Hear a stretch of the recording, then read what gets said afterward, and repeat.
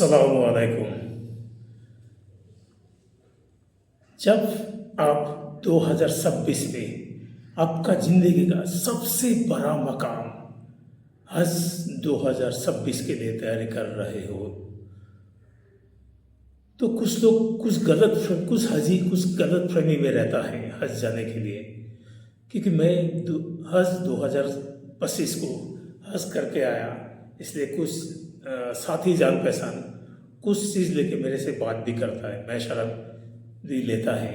तो उसी सिलसिला में आज से 2 दिन पहले इस बार 2026 के हज में जाने वाला एक भाई ने मेरे साथ कुछ बात हुआ, तो उसमें एक बात सुन के मैं तज्जुब हुआ कि उन्होंने बोला है, नुसुक ऐप के बारे में पहले बात हो रहा था कि नुसुक ऐप्स के थ्रू कैसे आप रियाजुल जन्ना मदीना में जो जन्नत का एक बाग है बोलता है, रियाजुल जन्ना में आप अपॉइंटमेंट लेने के लिए कैसे आप पहले अपॉइंटमेंट ले सकता है, ताकि आपका सफ़र में हज का सफ़र में मदीना जाके आप रियाजुल जन्ना में विजिट कर 2 रकात नफल पे।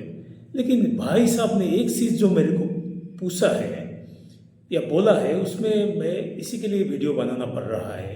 तो भाई साहब मेरे को बोला जो उनको काफ़ी उलेमा बोला है, कुछ लोग बोला है कि आपका हज के दौरान अगर मदीना में रियाजुल जन्ना में जाके 2 रकात अगर नफल नमाज नहीं पढ़ेगा तो आपका हज मुकम्मल नहीं होगा। तो उनका एक कॉन्सेप्ट है, ये जानते। तो उसी सिलसिला में कुरान और हदीस का रेफरेंस में, और जब मैं खुद 2025 में हज जाके आया, हज करके आया, तो उसी सिलसिला में कुरान और हदीस का कुछ रोशनी में हम लोग ये देखेंगे कि वाकई आपका हज मुकम्मल नहीं होगा कि आप अगर किसी कारण रियाजुल जन्ना में विजिट नहीं करके 2 रकात नफल नहीं पढ़ पाएगा। तो चलिए कुरान और हदीस का रोशनी में इसको देखिए, ताकि और कुछ भाई का भी कुछ अगर गलत फहमी है तो उसको हम लोग दूर करेगा। तो ये जानकारी मैं देना चाहता हूँ, जो मैं नहीं बोला मैं स्कॉलर हूँ, बहुत कुछ जानता हूँ, लेकिन हज 2025 जो करके आया और काफ़ी उलेमा से और काफ़ी लोगों से बड़ी जो बात किया है, उसका दौरान मैं ये बोलना चाह रहा हूँ, अगर कुछ कारण अब रियाजुल जन्ना में जाके मदीना में 2 रकात नफल नमाज नहीं पढ़ पाएगा, तभी भी आपका हज मुकम्मल हो जाएगा। आपका हज के सफ़र में मदीना का जो सफ़र है वो हज़रत मोहम्मद सल्लल्लाहु अलैहि वसल्लम के लिए एक मोहब्बत का एक पैगाम है, और ये सफ़र भी एक रूहानी सफ़र होता है मदीना में। लेकिन वो एक अलग बात है हज के दौरान में, हज मुकम्मल होने या नहीं होगा उसके बारे में। कुरान मजीद में अल्लाह रब्बुल इज्जत ने हज़रत इब्राहिम सल्लल्लाहु अलैहि वसल्लम को हुक्म दिया और लोगों को मैं हज का ऐलान कर दो। सूरह अल-हज वर्स 22-27। अल्लाह ने हज के लिए कुछ खास मकाम तय किए हैं, काबा, सफ़ा और मरवा और मुज़दलिफ़ा। सूरह अल-बकरा वर्स 296 में अल्लाह फरमाता है, और अल्लाह के लिए हज और उम्रा का पूरा करो। पूरे कुरान में हज के अरकान यानी कि रिचुअल में कहीं भी मदीना जाने के जिक्र हज की शर्त के तौर पर नहीं है। असली वजह यह है कि हज अल्लाह के घर की दावत है, जबकि मदीना नबी करीम सल्लल्लाहु अलैहि वसल्लम से मोहब्बत का एक अलग सफ़र है। दोनों ही बहुत अजीम है, लेकिन कानूनी तौर पर एक दूसरे से जुड़े नहीं है। हज की असलियत को समझने के लिए इसके अरकान यानी रिचुअल्स पिलर को देखिए। अगर इनमें से एक भी छूट जाए तो हज नहीं होता। एहराम जो मिकात में शुरू होता है, वकूफ़ अरफात, नबी सल्लल्लाहु अलैहि वसल्लम ने साफ फरमाया है हज अरफात है। सही हदीस में इसका जिक्र है। यानी हज की रूह अराफात के मैदान में ठहरना है।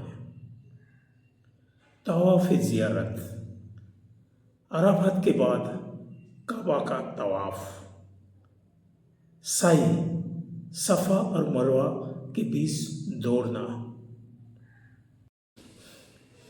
इसके अलावा कुछ वजीफत है, जैसे मुज़दलिफा में ठहरना, शैतान को कंकरी मारना मीना में, और आखिर में तवाफ़ विदा, यानी कि विदाई तवाफ़। जब आप मक्का में अपना विदाई तवाफ़ मुकम्मल कर लेते हैं तो शरीयत के हिसाब से आपका हज 100% पूरा हो गया। अब आप हाजी बन चुके हैं, चाहे आप मदीना गए हो या नहीं। रियाजुल जन्ना बेशक जन्नत के बागों में से एक बाग है। वहाँ नमाज पढ़ना बहुत बड़ी शहादत है, लेकिन इस्लामी फ़िक़्ह का नियम है कि किसी सुन्नत या मुस्तहब अमल के छूटने से फ़र्ज यानी कि हज बातिल नहीं होता। मदीना ना जाना हज का अमान्य नहीं करता।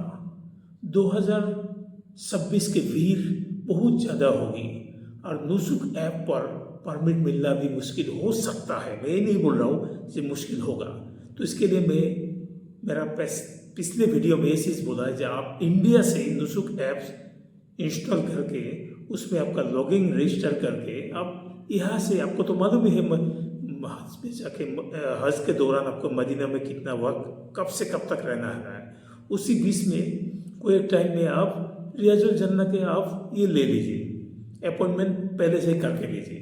लेकिन अगर नुसुक ऐप पर परमिट मिलना अगर मुश्किल हो जाता है तो आपको रियाजुल जन्ना का परमिट अगर नहीं मिला तो इससे लिए आपका दिल छोटा ना करे। आपका हज अल्लाह की बरगाह में कबूल है। तो मेरे भाइयों और बहनों, हज 2026 के अपनी पूरा ताकत हज के उन 5 दिनों पर लगाइए। मीना और अराफत के अरकान को सही तरीके से सीखिए। मदीना को एक तोहफे के तौर पर देखें, ना कि हज की एक शर्त के तौर पर।